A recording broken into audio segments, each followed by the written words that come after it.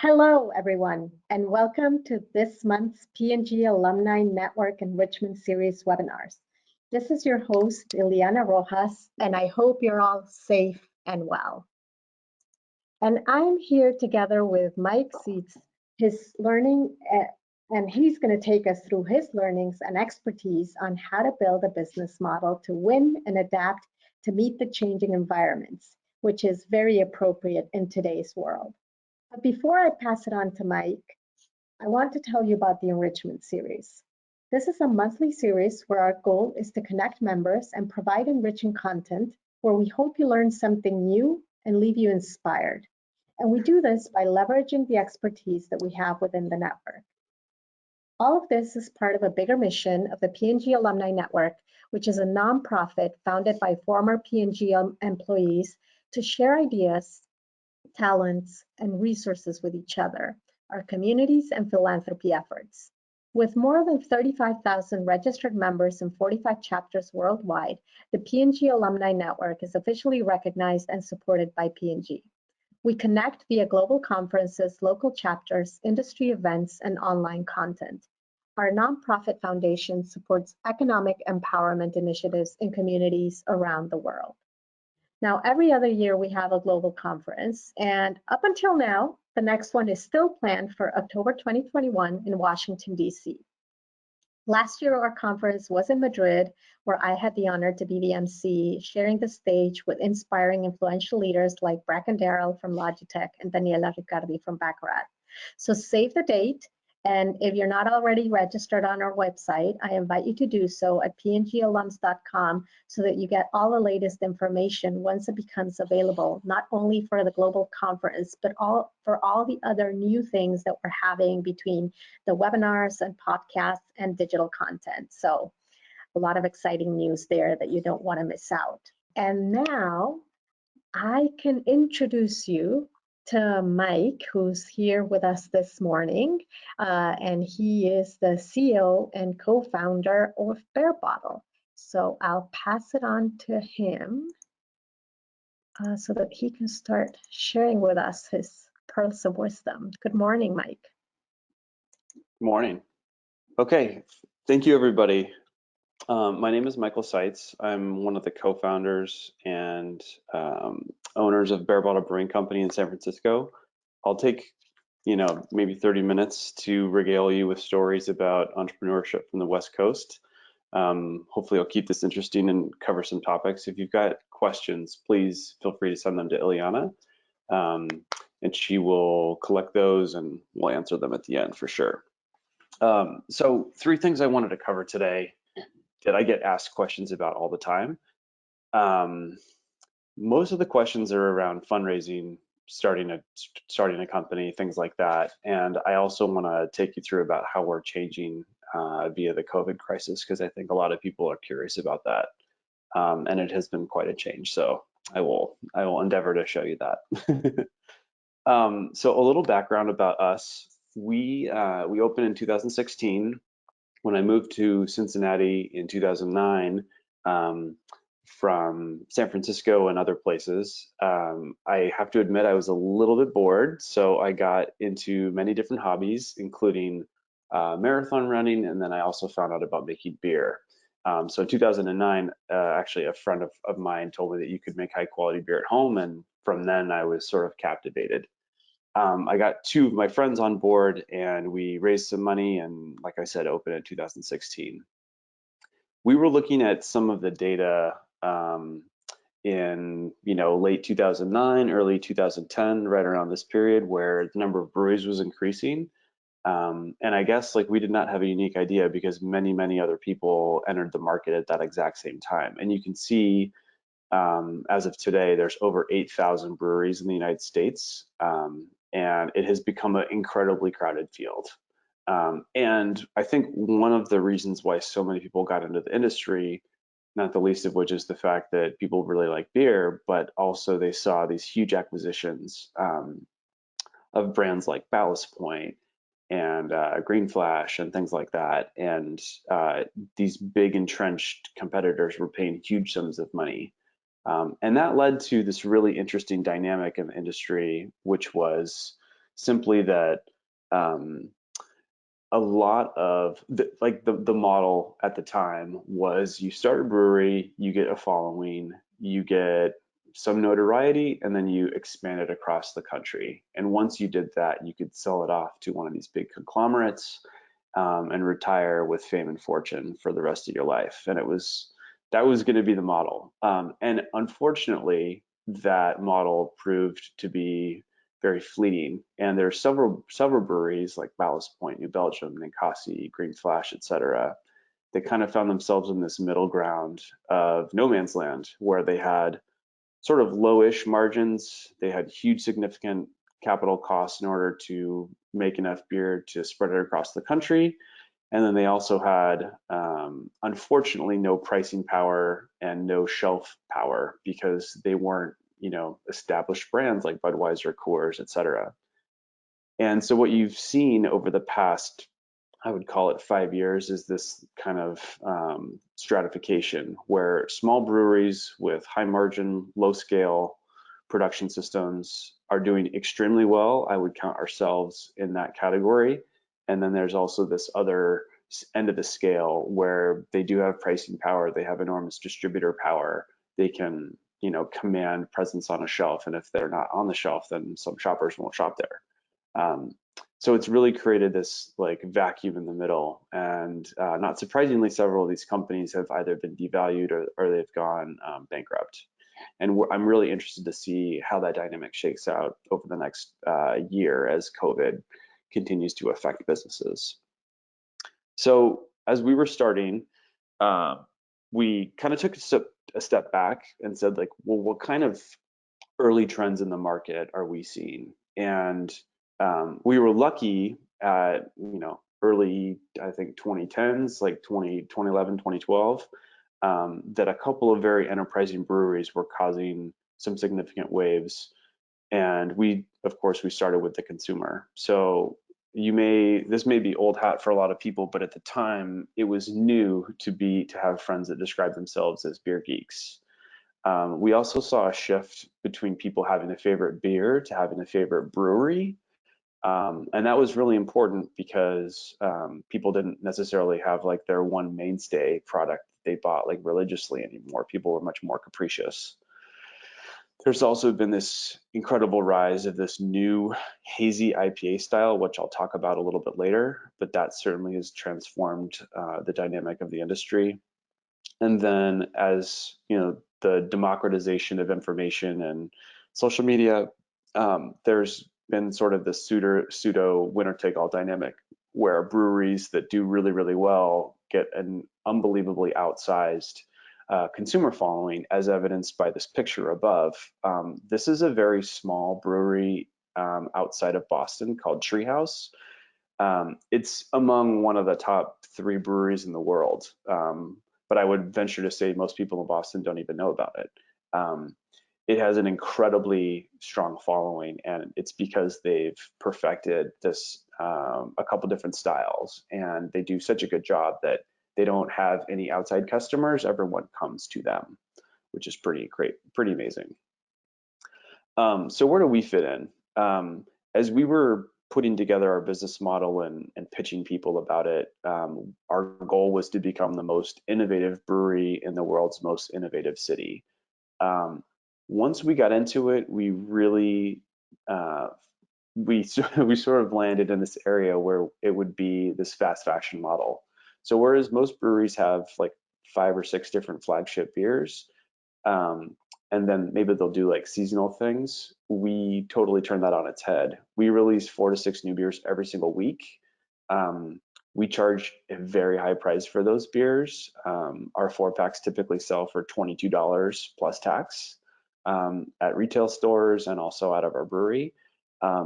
And that is enabled by super premium couture ingredients with very appetizing flavors. So we make a mango lassi sour. We make a Vietnamese chocolate truffle stout. We've made any number of combinations of different milkshake IPAs.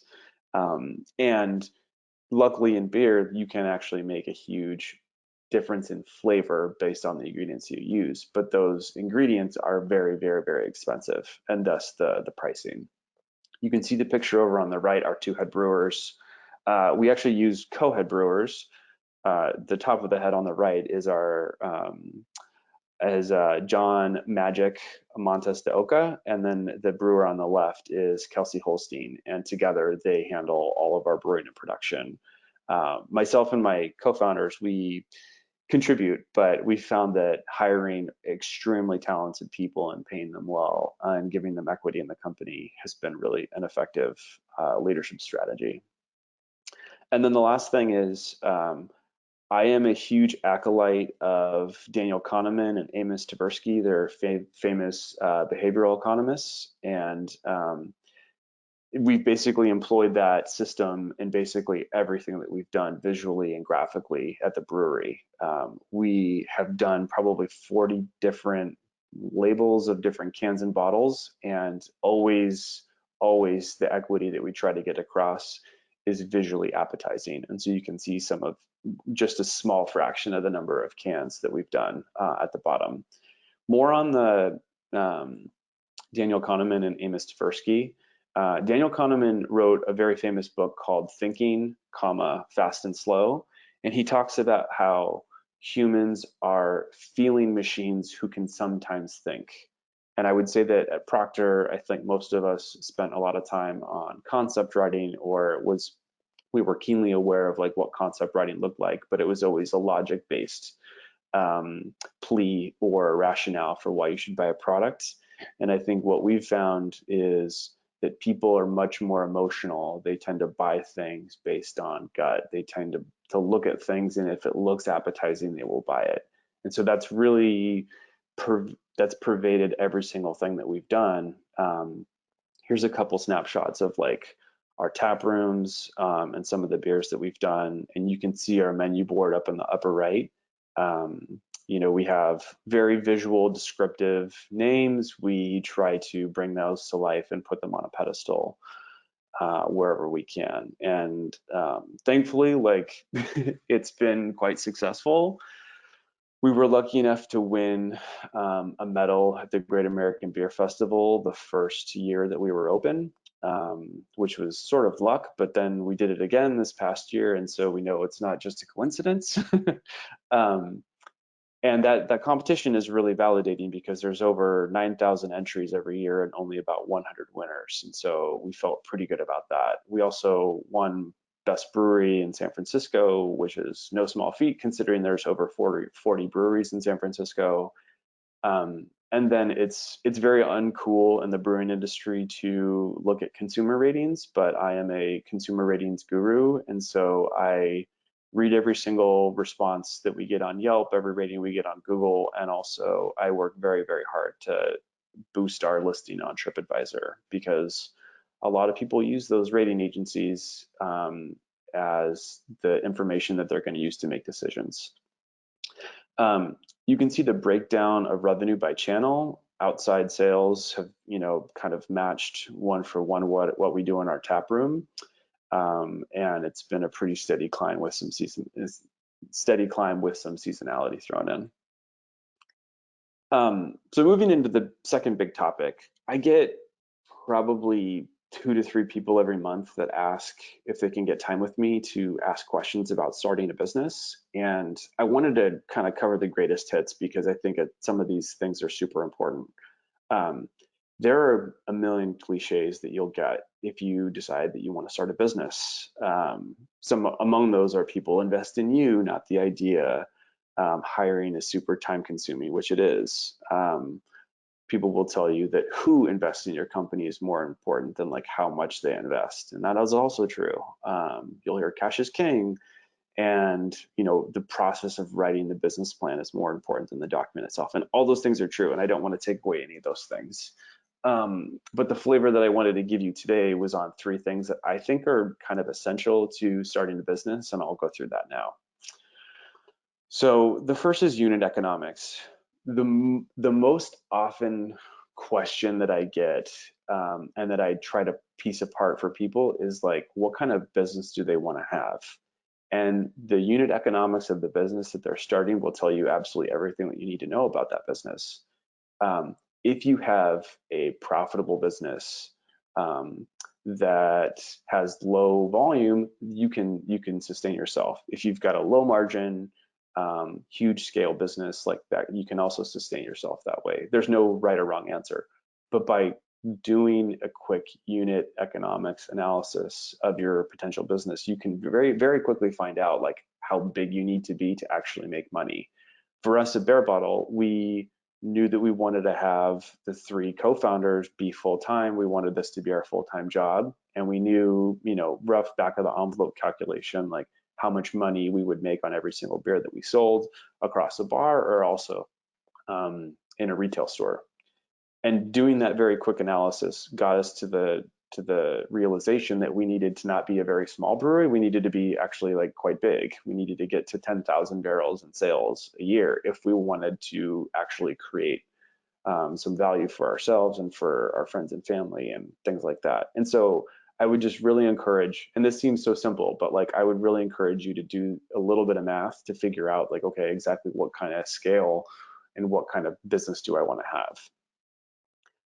The second area that I get asked all the time about is like, how did you raise money? And I don't want to burst anyone's bubble, but the fact that you are a P&G alum means that you will be able to raise money. It's surprisingly not that hard. We set an audacious goal for ourselves to raise like close to $800,000, and we wound up raising well over $2 million. And we probably could have raised 3, 4, 5 if we really put our minds to it. We set a cap at raising 2, so we were kind of bookended by that, and I wish we had lifted that cap a little bit. But P&G tends to attract insecure overachievers, which my wife and I like to talk about all the time. And it's really true. Like people want to investing in the public stock market is is interesting at best. I think you can get much better returns investing in Procter people. And so and my wife and I have invested in two separate P&G alumni companies with great success. So I would really encourage people to do that. So what I was going to say for raising money is you should think of every single person that you know, put their name down, and then assign them a dollar value about what you think they would be interested in investing. And very quickly you will find that you can probably raise the money that you need to, as long as you're not starting like a like a microchip manufacturing process or something like that. But simply assigning a value to every person and then following up with them, like you will very quickly get to raising your number. The second strategy along with that is, developing a good business plan and just asking for some of their time to get their feedback on it is, I think, a really great strategy for getting people interested and at least to take a look at it. The second piece of that is giving yourself a time window. So when we started raising money in 2014, we said, okay, we're going to raise at least $800,000 by the end of the summer. And so people knew that there was a deadline where they had to commit or not commit. And we found that to be very helpful. So by the end of the summer, like not only had we surpassed our goal, we went far beyond it. And then the last thing that I will just give my words of wisdom about is setting up your company. If you know that you have to build a good sized company and you're probably going to need to keep some really talented people on board, you really want to think about the corporate structure or just the business entity structure ahead of time. We wrestled a lot with being an LLC versus a C Corp. There's many advantages to being an LLC, but I personally really like being a C Corp. And the reason why is because you can offer different classes of stock and you can control all the voting rights for a company within a small group of people. You can also do that with an LLC, but oftentimes if you add people as members to your LLC, you have to get their buy-in and signature all the time. And that can be very, very frustrating. So even though Barebottle is, we have about 45 investors, I think, we actually, the 3 co-founders own 100% of the voting stock. And so that makes decision-making very easy. And we get a lot of feedback from people, but it's feedback, it's not a vote, which is quite nice. And then last but not least, on the area of team building, we have really honed our team building and recruiting strategy. And I would say that hunger is the number one attribute that we look for. Our ideal employee is someone who kind of has a chip on his or her shoulder. And what I mean by that is someone who has something to prove or is trying something new and they have found kind of what they want to do, but maybe don't have all the experience. We find that to be extremely valuable at our company. And so, especially when you're in a startup or starting your own company, like having people that are very hungry to do well, I think is really important. So the last part of this presentation, which I will cover pretty quickly, is what happened with COVID-19 and how we pivoted. So this is a picture, a normal Friday at our second location down in Santa Clara. And you can obviously tell that this picture was taken pre-COVID. And we opened our second location, Santa Clara, in February of 2020 of this year. And so it was quite shocking to be encountered with the realization that we would need to drastically rejigger our business. So here's what we did. This is the outlook of the business situation that we were facing. Over 85% of our sales were in kegs, either through our tap room or outside sales. And based on the shelter in place order, we were faced with, minimum 75% drop in sales. And then obviously like no visibility to when this would be lifted. And even in, Santa Clara County and in San Francisco County, like we still don't totally understand when they will release or relax those restrictions. And even then it's probably going to be at a 50% max capacity. So our once thriving business is incredibly exposed to health orders and just general safety. And even if they were to open, I think a lot of consumers are not dying to go back. Probably poor choice of words there, but they're not itching to go back out in mass and get back to crowding levels at some of our tap rooms. So what did we do? Here's the story. We took one day with all of our employees and really embraced the suck, which is a term of that we've learned from some of our friends in the military. And another way to put it is to honor the struggle. And we really just spent like a whole day with our entire leadership team, with most of our employees, just kind of talking about where they were, how they were doing, making sure that they got the food, the shelter, all of the things that they needed to do to be safe. And we didn't really talk about business for an entire day. We just talked about people. And then once we gave people a day, then we really set about action. And it was this was like probably, I think, like our company at its absolute finest, because I think all of us realized that we could wait for someone to come rescue us from this island, or we could take matters into our own hands and not like escape the island, but live off the island. And when someone finally arrived later, we could be like living happy and healthy.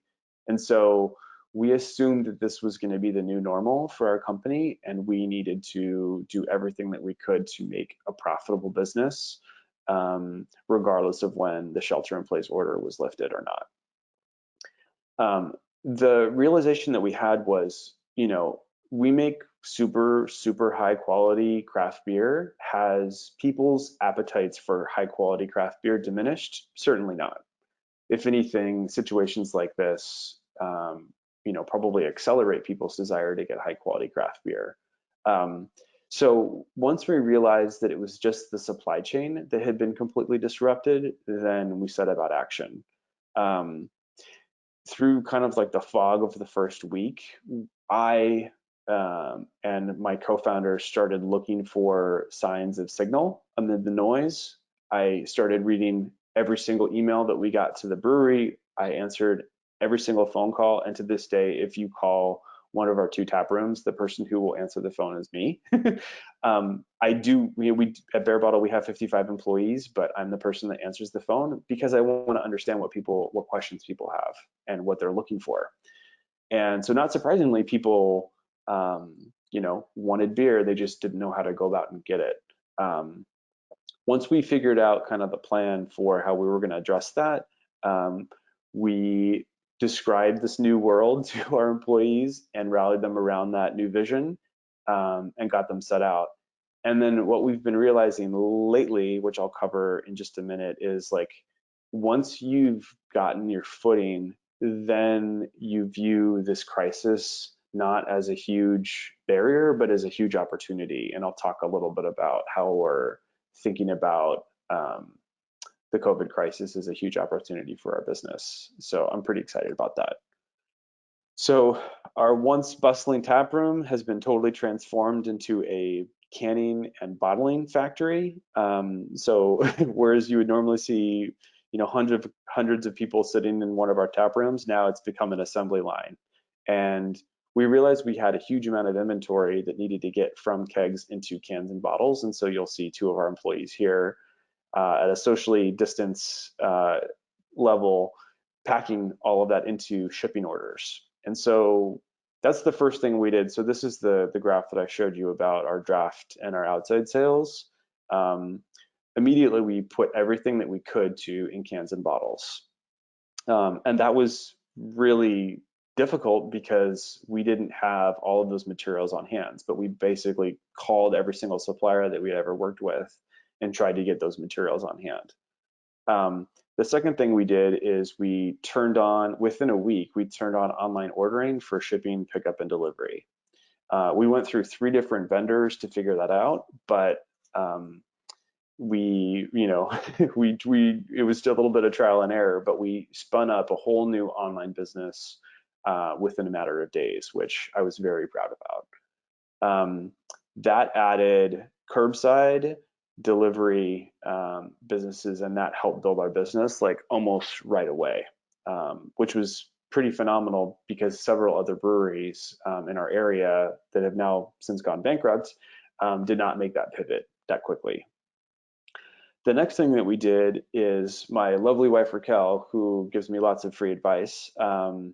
She, as she does, she was on Nextdoor, and she said, you really need to think about reaching out to the community and starting, because people want help. They want to help local business, and the fact that you are a local business can really help you.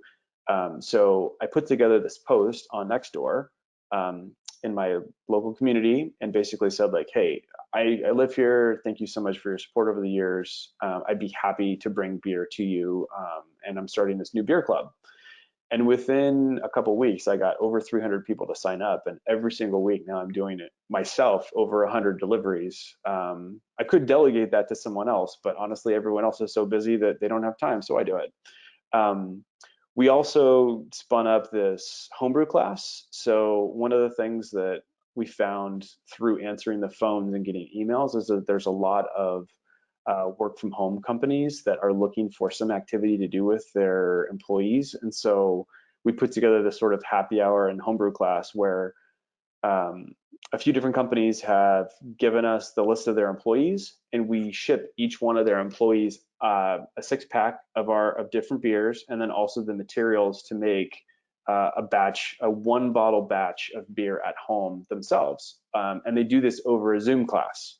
So we teach the Zoom class, and everyone's got the materials and the ingredients right there, and we basically walk them through how to make a batch of beer right then and there. And it's been extremely fun, I think, for the companies, and also a lot of fun for us because we get to see people's shining faces and get to interact with people that we normally wouldn't get to do through the veil of our website and social media. So that's been a lot of fun. So those are just a couple of things that we did. Adding beer clubs and shipping has basically transformed our business. And so, over the course of about 2 weeks, we basically went from facing a 75% decline in revenue to basically being parity to slightly up. And that is I think a huge testament to our company and what we've been able to accomplish in just a very short period of time. And then, the last thing that I'll mention about going hunting is we started thinking about like our ability to pivot and how that was a huge benefit for us. And there's a lot of other restaurants, bars, breweries that haven't been able to do that for whatever reason, and it's creating a big opportunity in the market. And so, whereas getting that perfect location at the 50-yard line on Main Street had never been possible for us before because it was too expensive, all of those places are now becoming available. And so, in the past week, I think we've seen like 5 to 6 different locations. So we're going to be expanding our tasting room footprint. And being super opportunistic about expanding our business in that way. And the best part is these results have been driven through all these offline channels, which is great because then when our tap rooms come back, our hope is that they will be additive to our business and not just a one-for-one replacement. And so we're going to keep on, we've actually hired 3 new people to help with deliveries, logistics, consumer questions, and also planning to continue to do all the new services that we've offered. And so the COVID crisis, while it was extremely challenging for a week or two, it's been probably a huge, I would say it's probably going to be the single thing that step changed our business in 2020. So we're really looking forward to the next year and really excited about what's to come. So with that, I will stop there. And I think if you've got questions, I think you can send them over to Ileana. Yes. Oh my God. Thank you so much for that story. It was just incredible, and congratulations on the 2-week pivot. Definitely a lot of great tips on from a business perspective, from a leadership perspective, from a consumer perspective. All these things come up, and again, I encourage, like you just said, our audience to start asking their questions. I know I have a couple, but I'm going to start with the ones from the audience. So how did your product concept evolve over time, and where did it start versus where it is today based on what you've learned? And yeah, let's start there. Yeah, that's great. I mean, I think that where we started was myself and my co-founders, we had planned to launch with a bunch of beers that we had won awards with. So we had entered, hundreds of competitions and had racked up a bunch of medals, and we thought we would have like 4 to 5 flagship beers. And what we found was when we would sell our beers into, bars and restaurants, and also when we would sell them out of the tap room, we noticed this moment where we would talk about those beers and then people would kind of like get bored. And it was just kind of like this gut feeling that we felt like, well, we need to continue to innovate. We need to come out with new news all the time. And I would say it's much more like cosmetics and fast fashion than it is like a restaurant where you've got basically like a set number of meals all the time.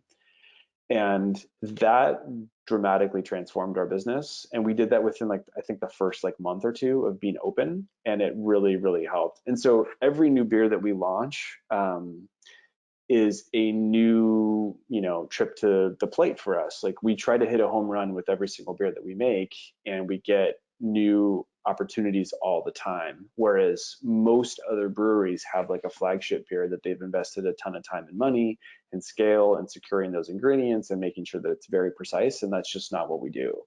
And we find that changing new products all the time, it sort of lessens the importance of that one killer product, and now is much more about what are we doing and what's the next thing that we're going to come out with. And sometimes we come out with super outrageous things, like we have a jalapeno coffee ale, and that is very strange to a lot of people, but the notoriety that we get from something like that pays itself off like 100-fold. So hopefully that's a concise answer to your question. That's awesome. Thank you. And how did you manage the impact of the new online sales in your operation and costs? It's a great question.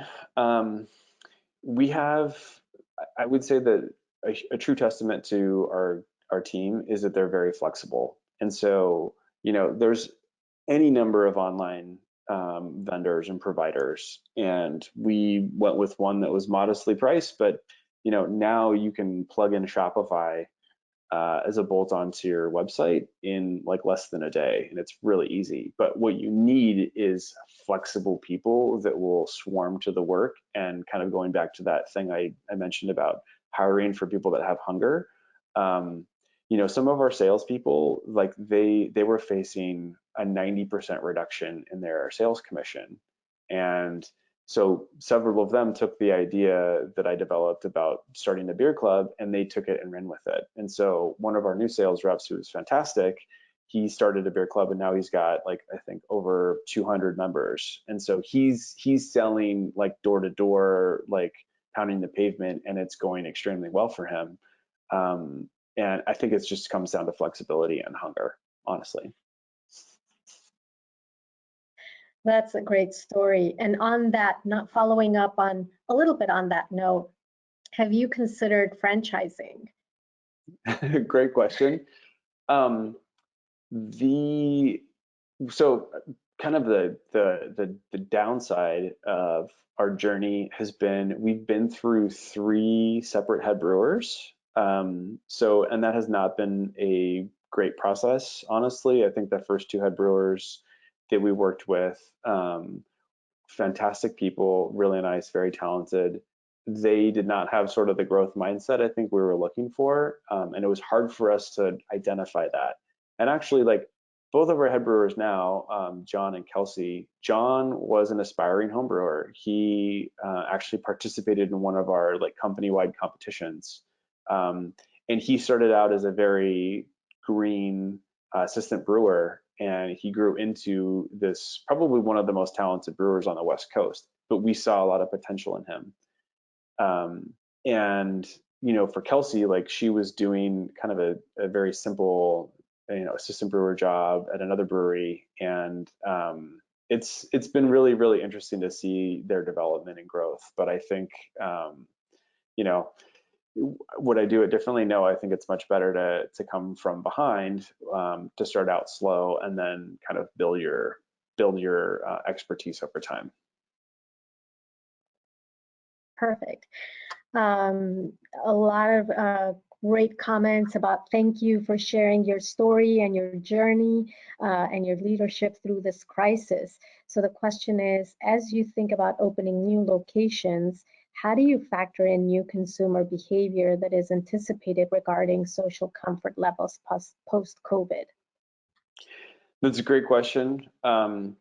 We've already redesigned our tap rooms, so that when people come, they feel this sort of blanket of safety. So thankfully, San Francisco County and Santa Clara County have been good about sharing like what the new sort of situation will look like.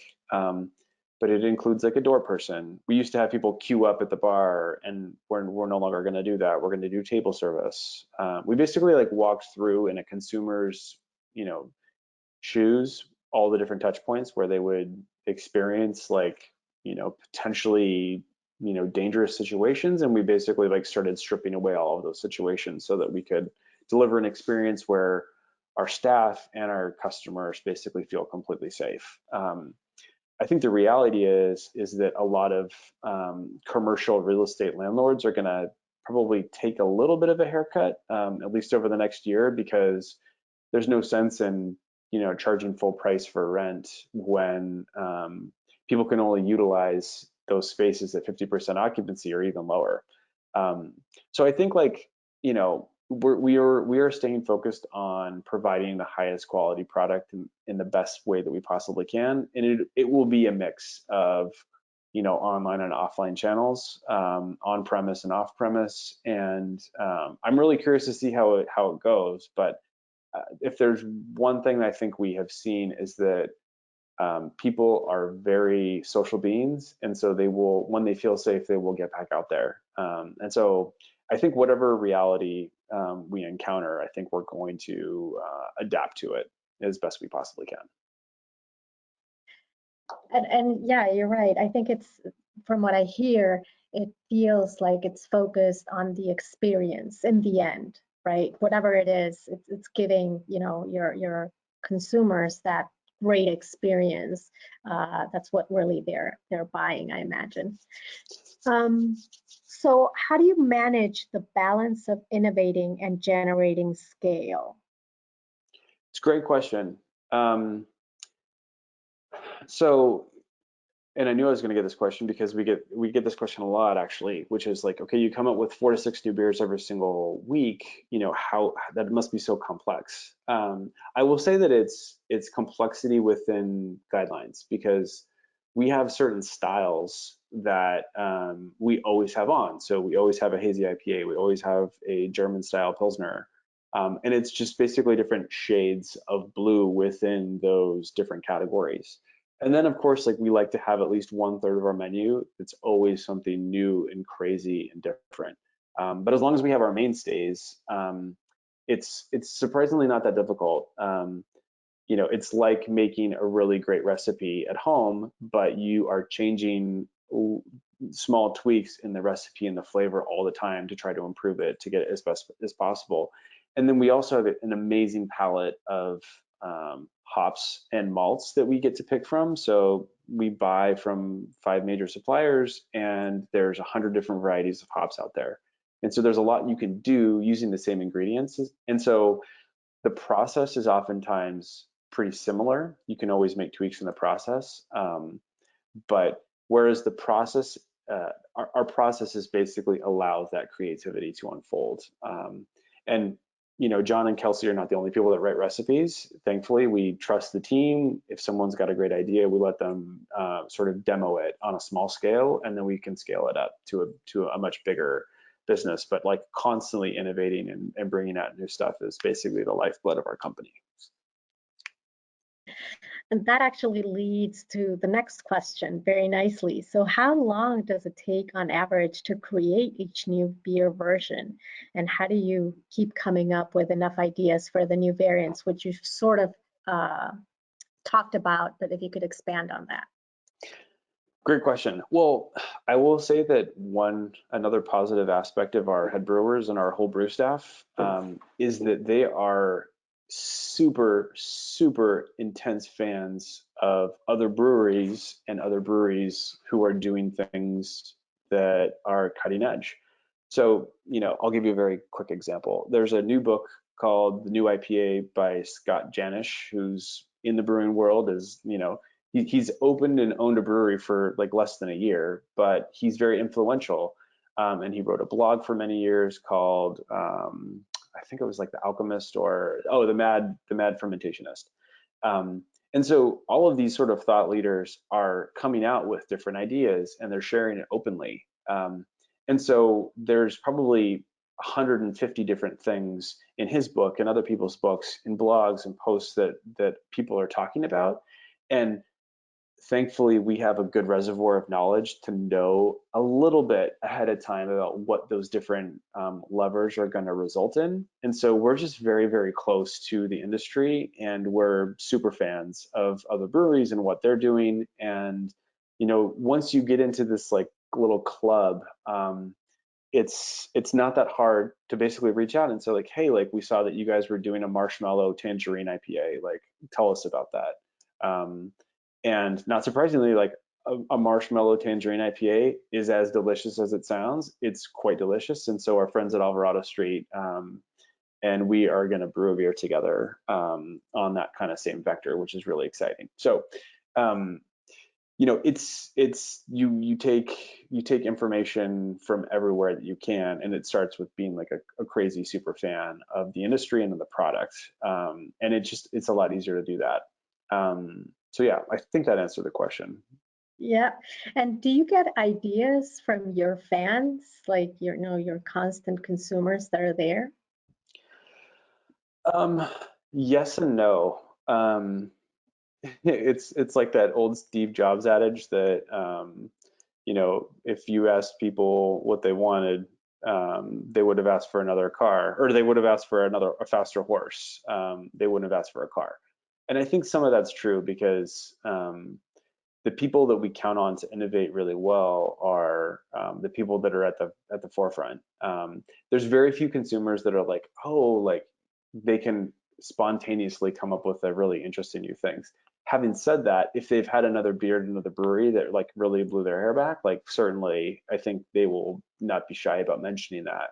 But I think like the whole concept of like a sour IPA, which a couple of years ago was thought to be heretical, now is like a very established new category in the brewing lexicon. And so any sort of like mashup of different styles is like definitely welcome.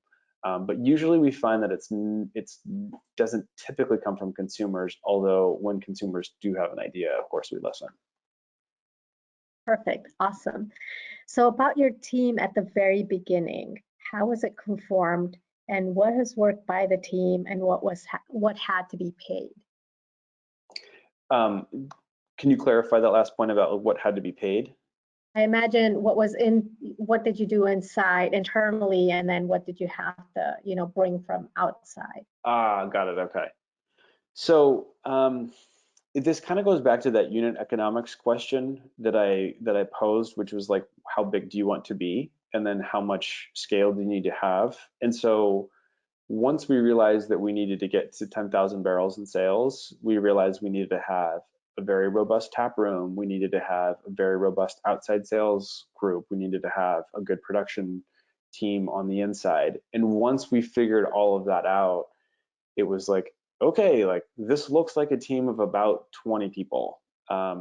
So we need a head brewer, we need 2 assistant brewers, we need a fulfillment person, we need two or three delivery drivers, we need a taproom manager, we need at least 5 to 6 bartenders, and then we need someone to cook our books. That's a joke, but we needed to hire for all of those positions, and without, I mean, most Proctor people, they could do this by themselves. Like this is not like rocket science. There's millions of businesses out there that do this exact thing. There's a few key positions where certain characteristics and personality traits are essential. Like in the brewing team, you need people that are super fans of the product. Not that they follow themselves off of a cliff, but people that are rabid consumers of what new information is out there, and that they have that internal hunger to make beer that is ever better. Not beer necessarily that suits their own taste, but beer that suits the tastes of the consumers that come to our tap rooms and buy our beers in stores. Our fulfillment team, fulfillment and customer service is one of the most unforgiving, functions in any company, and having people that are super flexible, do not take things personally, are excited about getting out there and moving and talking to people, like that's the necessary ingredient in that group. Same thing with the tap room and bartenders. I mean, they have to be resilient, they have to be tough, they have to be caring, they have to be nice, they have to talk to drunk idiots, and they have to talk to families with 3 kids. And so it's really flexibility in that role. So it's sort of a winding non-answer, but I think what we've found is that there are certain people with certain strengths, and we hire for those strengths. That's awesome. And I believe you mentioned it briefly at the beginning, but how did you find your business partners, as that might sometimes be difficult when you've not worked together before? Yeah, I'm really glad you asked that question, because it's one of the most important things I wanted to mention is there's so many stories about founders, co-founders, that their relationship blew up and the business kind of evaporated when the founders couldn't get along. And there are many times when I have disagreed with my co-founders. They're both super, super smart dudes, but I would say the thing that has kept us together is just a general and genuine respect for each other. And so even if, because people will have different ideas than you, And the thing I think that's the essential ingredient is that you have to respect their opinion, not because you force yourself to, but you have a genuine respect for where they're coming from and their life experiences. And so if you can pick people who, like, you know their background, you know their bio, and you're like, wow, these people have a totally different like skill set than I do, but I respect what they've done and I respect who they are. I think that is a really critical ingredient. Um, so yeah, in terms of finding them, like we had the great luck. So the three of us went to business school together, and we had worked on groups together. There was actually a fourth team member who we ended up kicking out, who was my best friend from business school, which was not a pleasant experience, I will tell you. Um, and as much as I would love to say that we're still great friends, like our relationship has changed immeasurably since that time. But ultimately, it came down to like he was not as committed as the rest of us, and we had to make a choice about how to proceed. Um, and decision making amongst the three of us, the three remaining founders, has been surprisingly easy. We disagree about method a lot, but in terms of like where the big strategic plays are, I think all of us are on board 99% of the time, which is very refreshing. And where we do disagree, at least it's grounded in respect. Great. And so in those roles, in those circumstances, have you figured out sort of a role that each of you play in that final decision-making moment where you agree to disagree, kind of?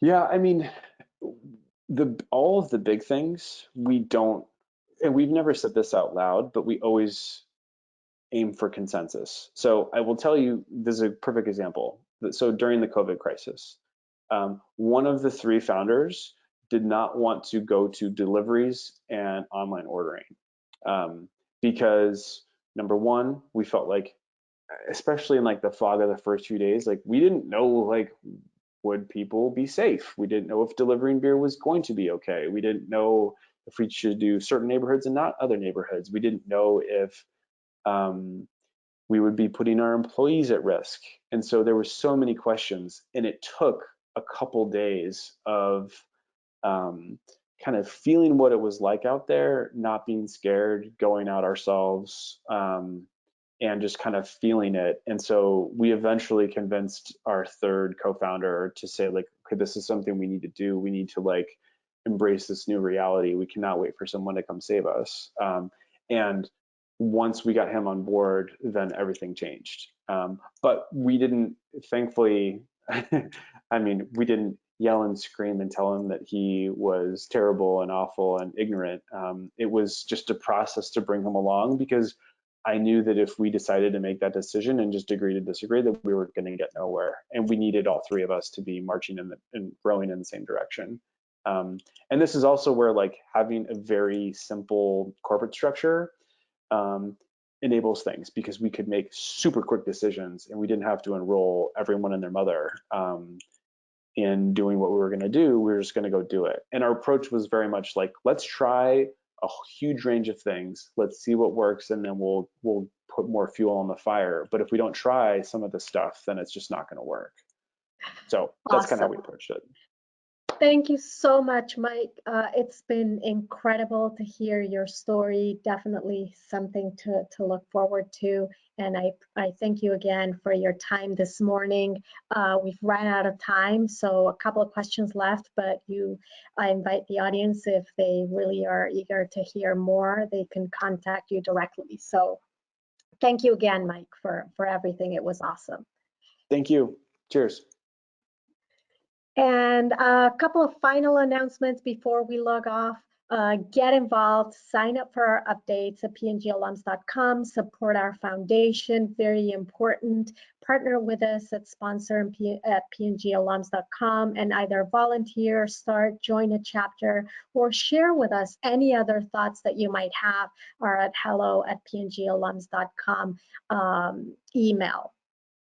The recordings, all of our webinars are recorded, and you can find them at our website at pngalums.com, and then they will be available after a month on our YouTube channel also. So you can see this one and all the previous webinars all over again, because we've had some incredible speakers like Mike.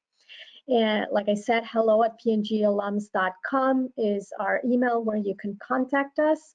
And I invite you for our next webinar on how to navigate severe disruption, turning crisis to an advantage, by Dean Butler, who's the founder of Lens Crafters, who has also some incredible stories to share. This will happen on June 9th at 9 a.m. Eastern Time.